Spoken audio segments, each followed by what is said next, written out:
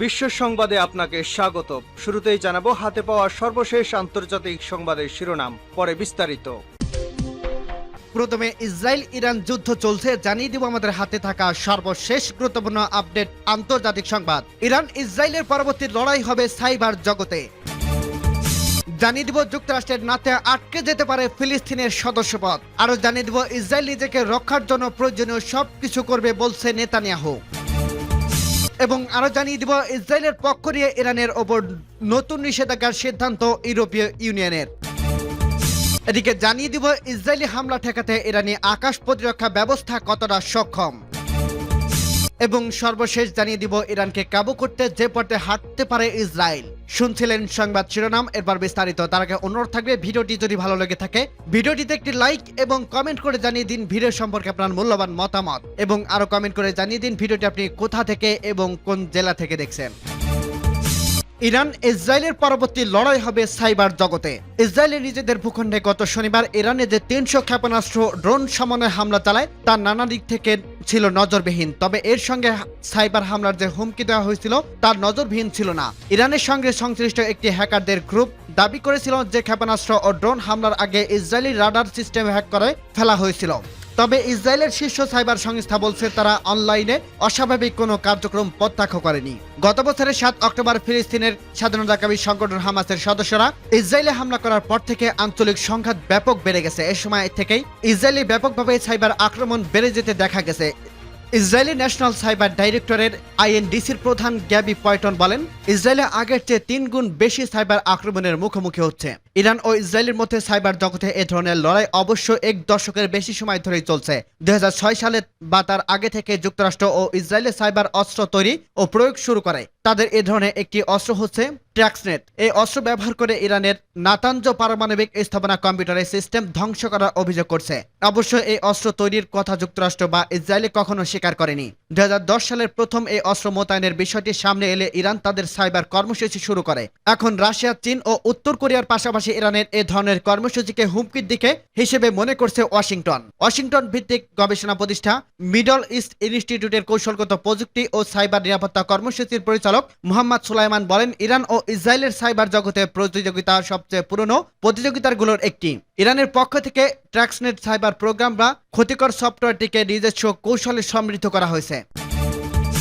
যুক্তরাষ্ট্রের নাতে আটকে যেতে পারে ফিলিস্তিনের সদস্যপদ। ফিলিস্তিনের পূর্ণ সদস্যপদ নিয়ে জাতিসংঘের নিরাপত্তা পরিষদের ভোট শুক্রবার। নিরাপত্তা পরিষদে এই সংক্রান্ত খসড়া প্রস্তাব পাশ করা হতে এর পক্ষে অন্তত 9টি ভোট প্রয়োজন। ইসরায়েলের মিত্র যুক্তরাষ্ট্রের প্রস্তাবে ভোট দিতে পারে। জাতিসংঘের পূর্ণ সদস্য হওয়ার জন্য ফিলিস্তিনের আর্জি নিয়ে নিরাপত্তা পরিষদের শুক্রবার ভোট অনুষ্ঠিত হবে বলে জানিয়েছেন কূটনীতিকরা। ইসরায়েলের মিত্র দেশ যুক্তরাষ্ট্র এই পদক্ষেপের বাদ সাধতে পারে, কারণ জাতিসংঘ নিরাপত্তা পরিষদে এই ভোটাভুটির মধ্য দিয়ে কার্যত ফিলিস্তিন রাষ্ট্রই স্বীকৃতি পাবে। কূটনীতিরা জানান, 15 সদস্যের নিরাপত্তা পরিষদ শুক্রবার বেলা 3টার দিকে খসড়া প্রস্তাব নিয়ে ভোট অনুষ্ঠান করবে।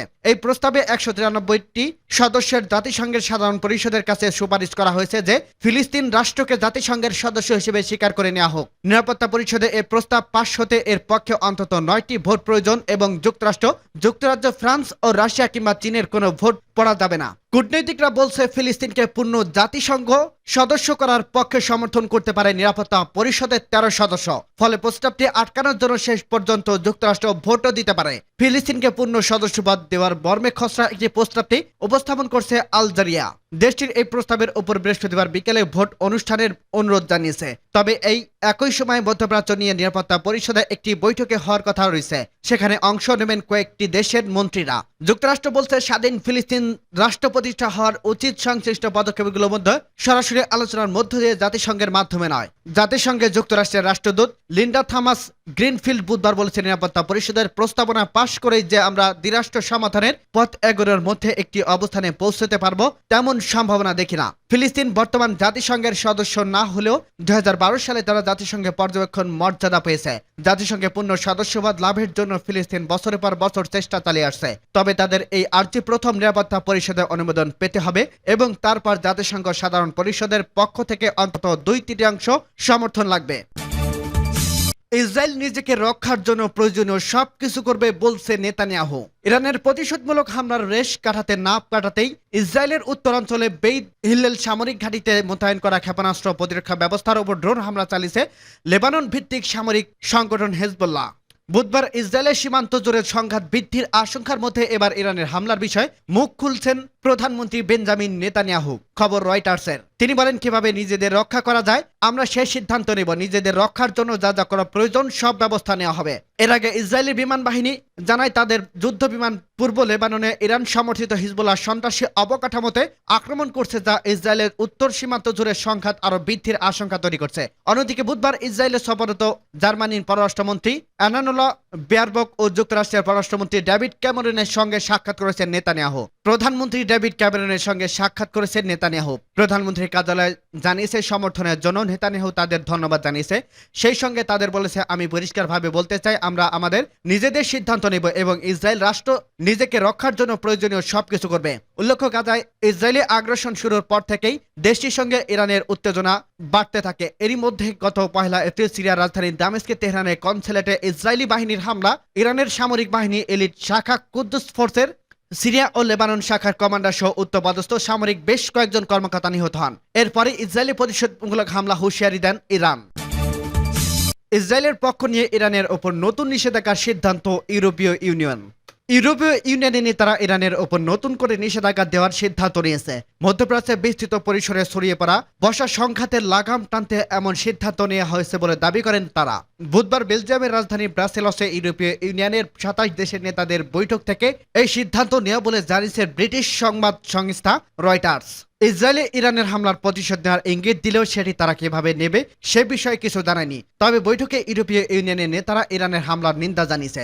সেই সঙ্গে তারা ইসরায়েলের নিরাপত্তা প্রতি নিজেদের প্রতিশ্রুতি পূর্ণ ব্যক্ত করছেন। সেই সাথে লেবানন সহ সব পক্ষকে উত্তেজনা এড়ানোর আহ্বান জানিয়েছেন।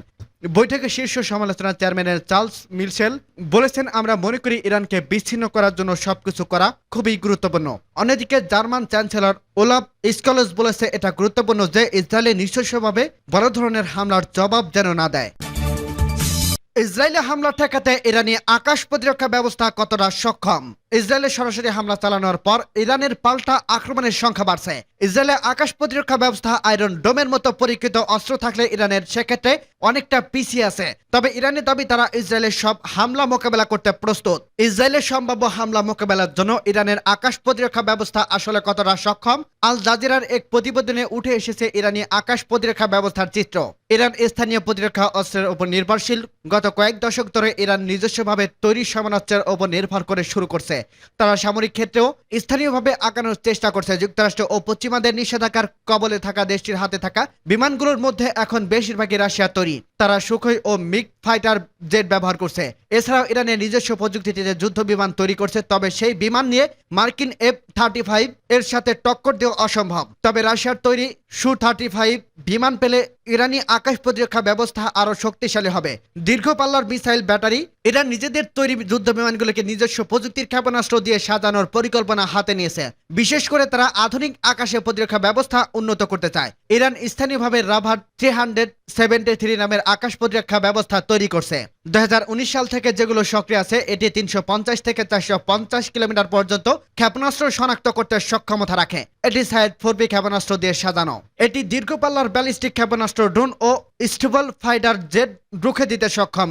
একসাথে এটি 6টি লক্ষ্যবস্তুতে হামলা করতে পারে। ইরান কয়েক স্তর বিশিষ্ট ক্ষেপণাস্ত্র ব্যবস্থা তৈরিতে মনোযোগী। ইরানের বেশ বিস্তৃত পরিসরে ক্ষেপণাস্ত্র ভান্ডার রয়েছে। আর এসব ক্ষেপণাস্ত্র স্থানীয়ভাবে তৈরি। ইরানের রয়েছে আরমান ট্যাকটিক্যাল সাইয়েদ খোরদার 5 এর মতো প্রতিরক্ষা ব্যবস্থা 200 কিলোমিটারের মধ্যে থাকা যে কোনো লক্ষ্যবস্তুতে আঘাত হানতে সক্ষম। 2022 সালে নভেম্বরে আরমান প্রতিরক্ষা ব্যবস্থা উন্মুক্ত করা হয়। এটি সহজে এক জায়গা থেকে আরেক জায়গায় স্থানান্তরযোগ্য।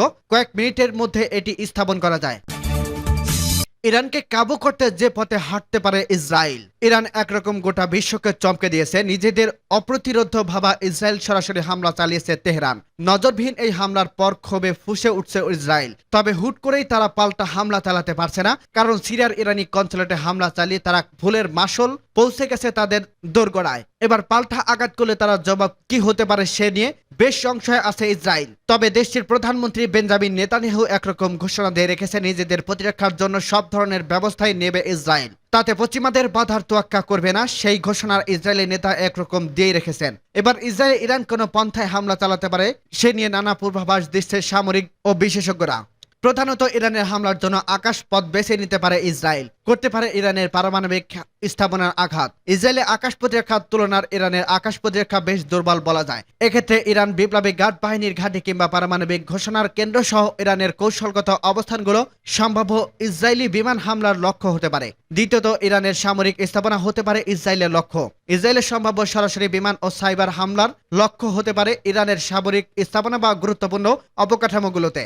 ইসরায়েলি গোয়েন্দা সংস্থা মোসাদের গবেষণা বিভাগের সাবেক প্রধান সীমা সাইডেনের মতে, বেসামরিক হতাহতের সংখ্যা কমিয়ে ইরানি ভূখণ্ডে হামলা একটি কৌশল হতে পারে। তৃতীয়ত, সাইবার হামলা করতে পারে ইসরায়েল। ইরানের সামরিক বেসামরিক বিভিন্ন ওয়েবসাইটের আক্রান্ত হওয়া, দেশটির কয়েকজন পারমাণবিক বিজ্ঞানী গুপ্ত হত্যা এবং বিভিন্ন সময় গোয়েন্দা কর্মকাণ্ড চালানোর অভিযোগ করছে ইসরায়েলের বিরুদ্ধে বহুদিন ধরেই।